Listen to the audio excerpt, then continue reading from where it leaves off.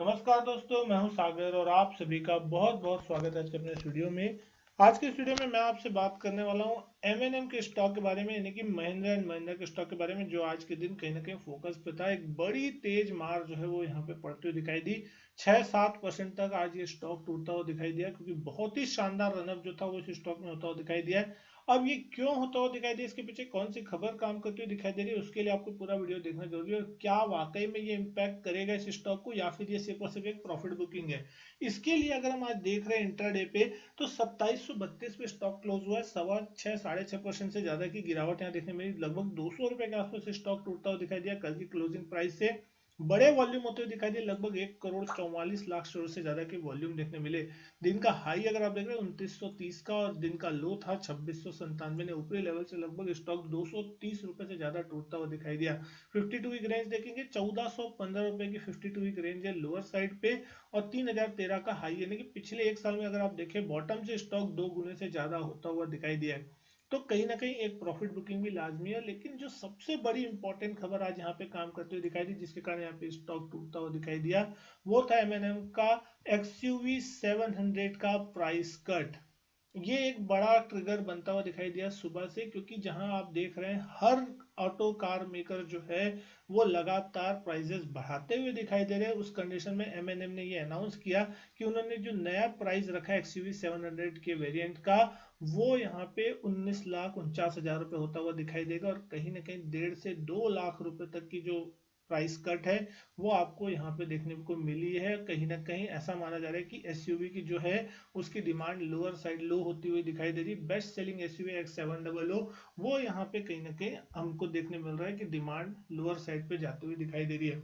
अब बाद में जो क्लियरिफिकेशन है वो भी आती हुई दिखाई दी कि बेस्ट सेलिंग एसयूवी ऐसा कुछ नहीं है, लेकिन यहाँ पे कहीं ना कहीं जो चीज हुई है उसको मार्केट नेगेटिव लेता हुआ दिख रहा है। यहाँ पे लगातार सारी कंपनियां जो है एसयूवी वॉर्स छेड़ती हुई दिखाई दे रही है। उसमें यहाँ पे AX7 रेंज की जो एसयूवी 700 उसका 2 लाख रुपए से प्राइस घटाया गया। जो पहले 21,40,000 थी, वो अब 19,49,000 रुपए में मिलती हुई दिखाई देगी। ये एक सेलिब्रेटरी प्राइस है जो कि अवेलेबल है ओनली फॉर 4 मंथ्स। तो ये चीज यहाँ पे सबसे इंपॉर्टेंट है। साथ ही साथ अगर हम देखें कल के ट्रेडिंग सेशन में, यूपी गवर्नमेंट ने जो है वेवर किया था registration tax on hybrid cars, जिसके कारण हमने देखा था कल मारुति सुजुकी के स्टॉक में 6-7% की एक बड़ी तेजी देखने को कहीं ना कहीं मिली थी। तो क्योंकि यूपी गवर्नमेंट यहाँ पे इन्वायरमेंट फ्रेंडली व्हीकल स्टेट बनाना चाह रही है और उसका यहाँ पे प्रमोट करने के लिए ऐसा किया, तो मारुति की जो कार है वो ज्यादातर हाइब्रिड है। उनके पास बैटरी कार्स नहीं है, उनके पास इलेक्ट्रिक कार्स की पोर्टफोलियो नहीं है, लेकिन वो हाइब्रिड कार्स जो है वो बना रहे हैं। तो उसका सबसे बड़ा फायदा जो है कल के दिन आपको देखने मिला मारुति सुजुकी के स्टॉक में। वहीं अगर हम देख रहे हैं पिछले महीने में, जून के महीने में, तो कहीं ना कहीं डिमांड स्लोअर साइड पे जाते हुए दिखाई दी। इलेक्शन थे, साथ ही साथ जो मानसून है वो भी आता हुआ कहीं ना कहीं दिखाई दिया। तो डिमांड यहाँ पे कहीं ना कहीं थोड़ी नीचे साइड पे आती हुई दिख रही है। साथ ही साथ 60,000 करोड़ तक की जो इन्वेंट्रीज है, अनसोल्ड इन्वेंट्रीज डीलर्स के पास, वो भी कहीं ना कहीं थोड़ा यहाँ पे प्रेशर क्रिएट करती हुई दिखाई दे रही है।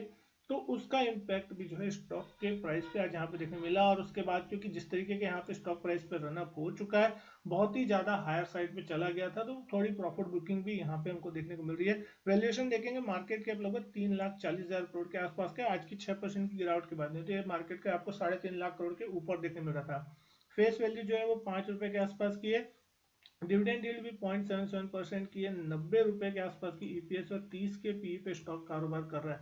तो कहीं ना कहीं हायर साइड पे जो है प्राइस टू अर्निंग मल्टीपल है, क्योंकि कहीं ना कहीं डिमांड जो है बहुत ज्यादा हो गई थी और ऐसा लग रहा था कि स्टॉक कभी मिलेगा नहीं मिलेगा, क्योंकि पिछले 1-1.5 साल में स्टॉक ने बहुत ही जबरदस्त रन दिया, निफ्टी को बहुत जबरदस्त तरीके से आउट परफॉर्म भी किया। तो कहीं ना कहीं रनर जो करेक्शन है वो थोड़ा शार्प देखने को मिल रहा है, क्योंकि अब वहां पे ऊपरी लेवल पे अगर कोई फंस जाता है तो फिर डर लगता है कि कहीं अगर यहाँ से ज्यादा तेज गिरावट हो गई या कोई नेगेटिव न्यूज आ गई, तो उस कंडीशन में आपको प्रॉफिट बुकिंग भी देखने मिलती है।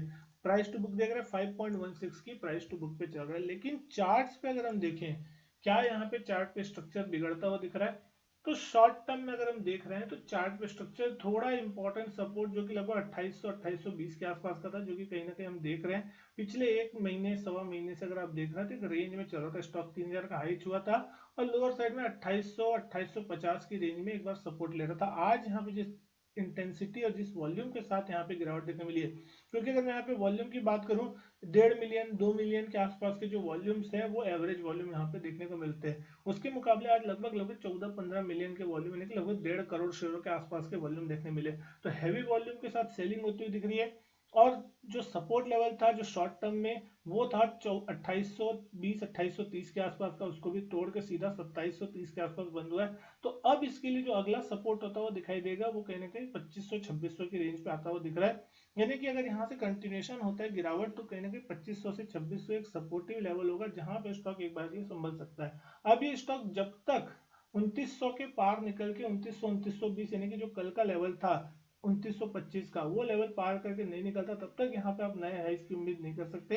यानी कि 2920 के लेवल को निकालता है तभी आप समझ सकते हैं कि स्टॉक वापस 3000 है उसके पार जा सकता है। क्योंकि अगर हम पिछले 1-1.5 साल से देख रहे हैं, इस साल में अगर हम देखें ईयर टिल डेट 2024 की शुरुआत से ही, तो ये स्टॉक लगभग 1700 के आसपास हुआ करता था 1 जनवरी के दिन, और 1700 से स्टॉक अभी 3000 के आसपास तक का लेवल छू के आया है। तो बहुत ही शानदार रनअप पहले ही हो चुका है और 1-2-3 साल में अगर आप देखेंगे तो बहुत शानदार रनअप है। और इवन अगर आप कोरोना के क्रैश के बॉटम से अगर आप देखते हैं कि कोरोना क्रैश 2020 में, तो 250 रुपए के आसपास के लेवल पे स्टॉक अवेलेबल था। 250 रुपए से स्टॉक लगभग 3000 यानी कि कहीं ना कहीं 12 गुना होता हुआ दिखाई दिया 4 साल में। तो 4 साल में अगर स्टॉक 12 गुना हो चुके तो फिर आप समझ सकते हैं कि किस लेवल का रिटर्न भी इस स्टॉक ने बना के दिया। तो ऊपरी लेवल से भी जो है करेक्शन 10-15% का कोई बहुत बड़ी चीज नहीं है। 3000 के हिसाब से अगर आप 10% करेक्शन लेते हैं तो 2700 के आसपास का होता है, जो कि आज के दिन कहीं ना कहीं हमने देखा कि 2696 के आसपास का लो लगता हुआ दिखाई दिया है। 15 से 20% का भी करेक्शन लेते हैं 2400 से 2500 रुपए की वो रेंज निकल के आती है, जिसके आसपास कहने के एक बार के लिए स्टॉक शॉर्ट टर्म करेक्शन पूरा कर सकता है। और उस लेवल के आसपास आता है तो रिस्क रिवॉर्ड रेशियो जिनको खरीदना है फॉर लॉन्ग टर्म पोर्टफोलियो के हिसाब से उनके लिए अवेलेबल अच्छा होता हुआ दिखाई देगा। अब इतने ऊपर के भाव पे अगर आप लेके बैठे हैं तो कहीं ना कहीं फंसने के चांसेस ज्यादा हो जाते हैं, क्योंकि यहाँ पर रिस्क रिवॉर्ड उतना आपके लिए फेवरेबल नहीं रहेगा। तो ये चीज आपको ध्यान में रखनी चाहिए कि जब कभी भी आपको स्टॉक ले रहे हैं अच्छे स्टॉक ले रहे हैं, लेकिन अगर गलत प्राइस पे लेंगे तो एग्जिट मुश्किल हो जाती है। लेकिन हाँ, अच्छे प्राइस पे अगर आपका नीचे लेवल पे तो आप एक स्टॉप लॉस लगा के चल सकते हैं और उस कंडीशन में आपको एक अच्छा खासा मुनाफा भी देखने मिलता है। अगर आप वहां पे कुछ अच्छा समय होल्ड करते हैं साल 2 साल 3 साल के लिए, तो आपको अप्रिसिएशन देखने को जरूर मिलता है। उम्मीद करता हूँ वीडियो पसंद आई होगी। वीडियो अच्छी लगी तो लाइक करें, शेयर करें, चैनल नहीं किया सब्सक्राइब तो चैनल सब्सक्राइब जरूर करें। मैं आपसे मिलता हूँ अपने नेक्स्ट वीडियो में, तब तक के लिए good bye and thank you.